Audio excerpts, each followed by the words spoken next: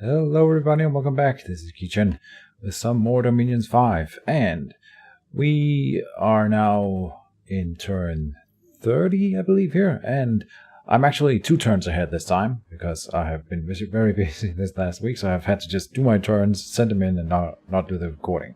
But we'll go through them as usual, 1 episode per turn, and let's start from the bottom here of turn 30.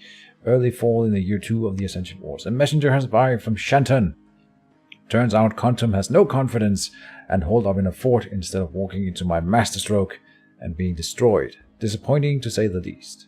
Did you get anything out of your ganking Sif, or did Avast take everything worth mentioning? Yes, they did, unfortunately, but whatever. We did get something. We'll see the messengers back to him later. A messenger has also arrived from Harasbad. Methinks you have more pressing concern with the Shantonians you share a rather large border with.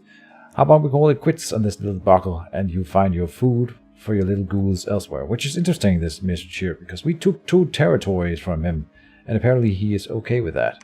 That's not what I expected. So we are accepting a temporary peace, at least. We've got a lot of searching for magic sites. We found 2 in Bergamon. Gem deposits and gardener bones. Let's just show them. This is gem deposits. We should have found this one a long time ago. That's a lot of gold income. And then the gardens and bones is just some death gems. And then we found a full things. Found a magic site in Lake Eternal. Down here. We found, oopsie daisy. None of this matters because I've already sent in the turn and it's been processed, so we can do whatever.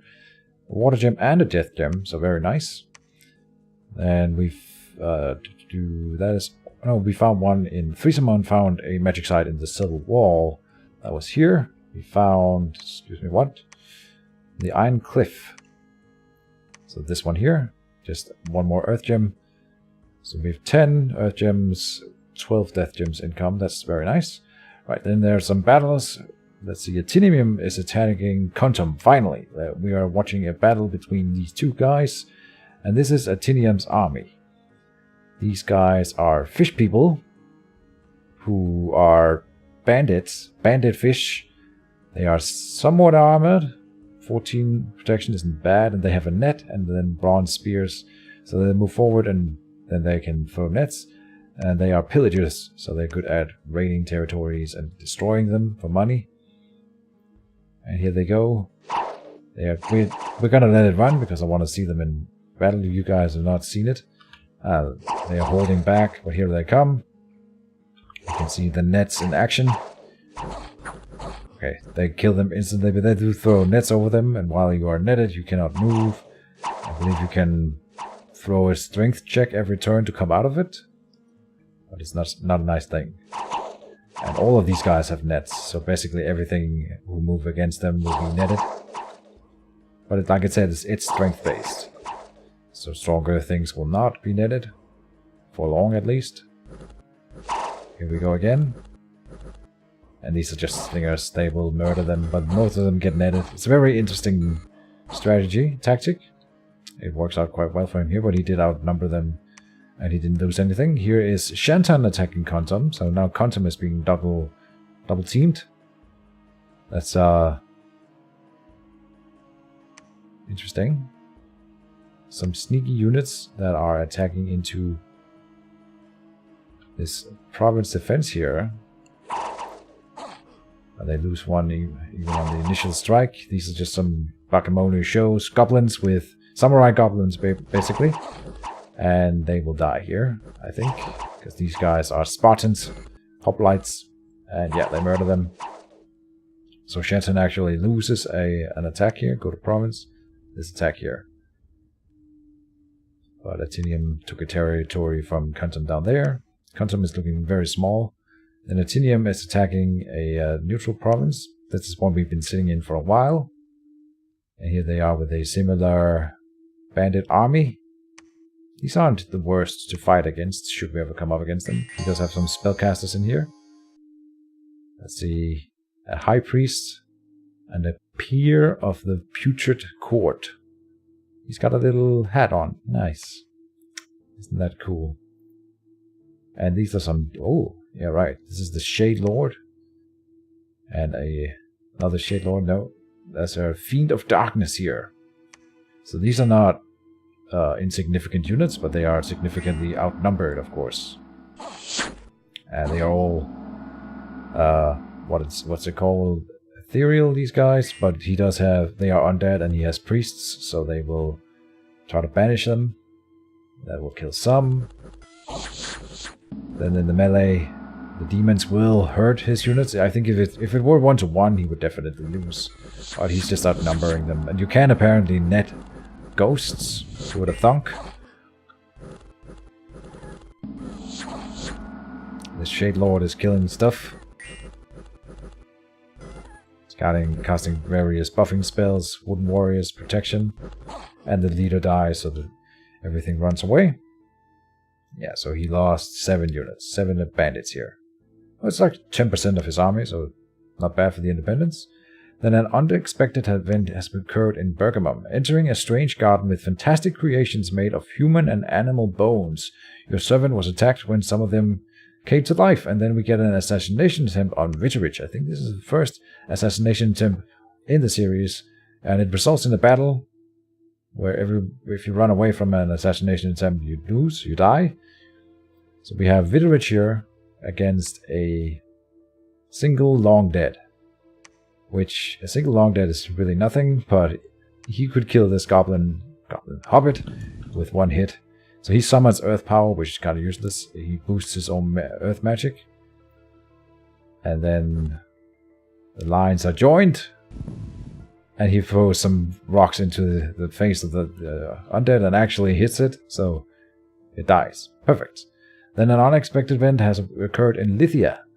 Children are disappearing at night. Strange creatures skulk the wilderness. So we have more unrest gathering in our provinces, and I've upped the province defense accordingly a little bit.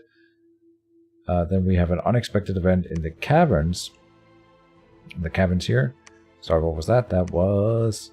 A treasure has been found. 703 gold, 1 mortar gem, and an ice pebble staff. We have it in store here, I think. This thing here. Which is... It's not a super weapon or anything. It's a two-handed magic weapon, so that's something. But it gives you an innate spell that you can cast. It still takes... fatigue, but basically if you're carrying this staff, your unit can cast a spell, and you can give it to a non-magical, like a non-mage unit, and he will suddenly be a mage with 1 spell. Range 25, casting time, 1 area effect. He just freezes 1 unit, and they will be slowed and suffer fatigue, which is not significant in of its own, but it's helpful.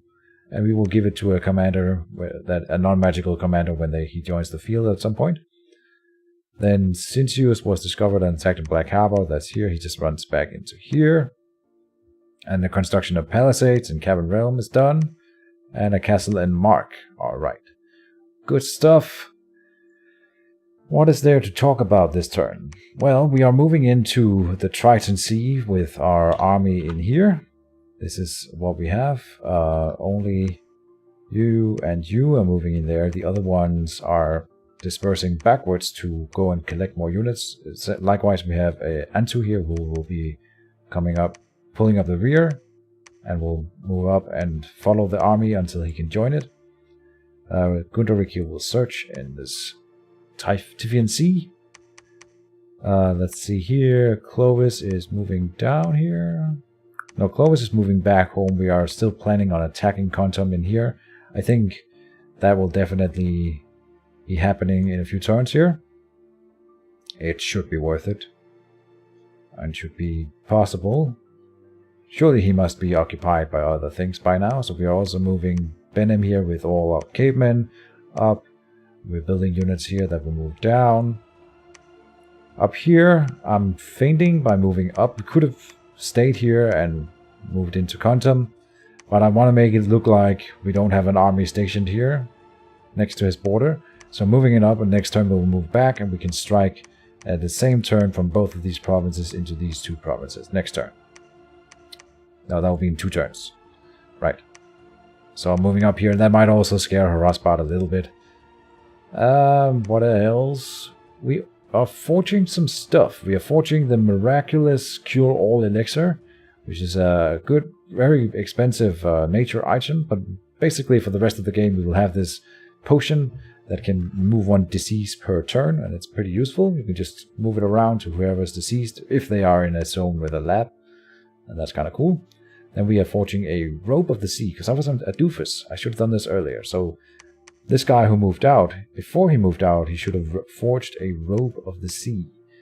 This is a water magic item that boosts water magic and gives you water breathing, everything. This is not significant, but the water magic is nice for several reasons.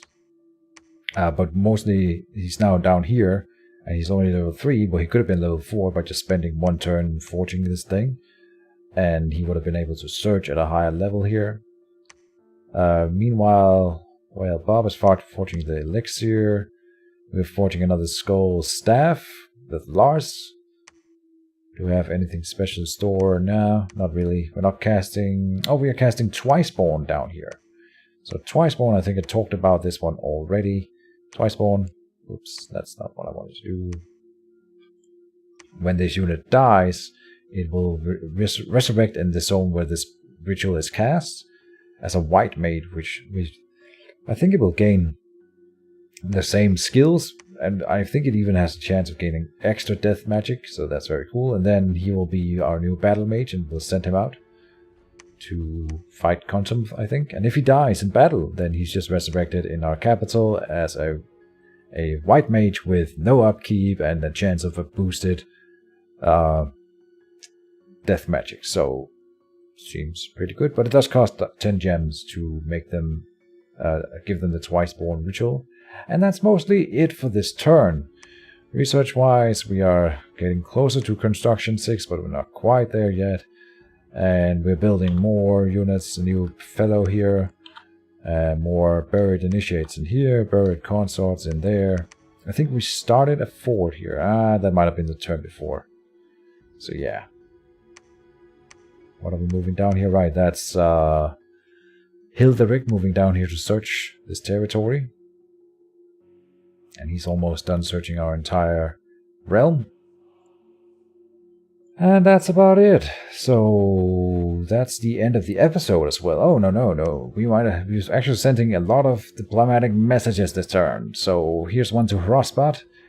If you let the hobbits have the 2 territories, they will agree to stop their advances. We much rather have you destroy Avas. They have not been nice to us. So again, if we can have those 2 fight each other, then cool. Then we're sending a message to Shantan. We have stuck... Hail! We have stuck a bargain with Avas. Only got us a few provinces, but to be fair, we didn't lose a single hobbit in the war. We are now skirmishing with Hrothbot, and that has unfortunately cost quite a few hobbits their second life. We are also moving to attempt to wrest the throne from the monolith that lies between us. Wish us luck. Best regards to the followers above. This is, I was not sure I would want to write this to him, but okay, there's several things going on here. This throne is clearly in Shantan's domain, right? Now I'm telling him that we are already moving to take this throne. And he's gonna probably be mad, and he's gonna tell me, no, you can't have it. So I want to know what his stance is on that. And we aren't even moving on the throne, that's a lie. So, yeah.